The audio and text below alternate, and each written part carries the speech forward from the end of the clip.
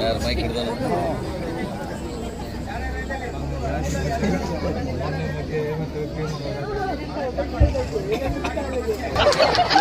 ಕಾಟ ಜೋರಾಗಿದೆ ಮಾರಯ್ಯ.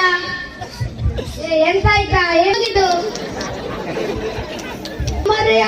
ಅತ್ತೆ ಬಾಣೋಳಿ ತಿಲಕರ್ ಮನೇಲಿ ದೊಡ್ಡ ಕುರಿ ಮೇಡು ಬಿಟ್ಟಿದ್ದೆ.